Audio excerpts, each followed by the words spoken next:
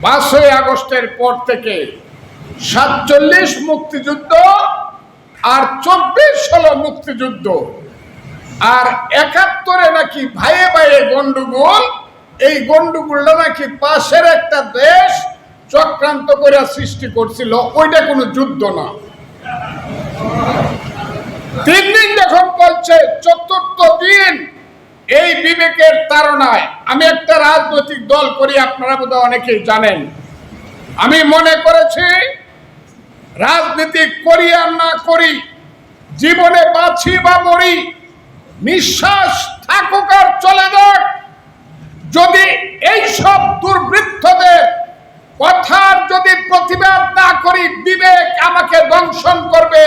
মৃত্যু হলেও কুকুরের মতো মারা যাব।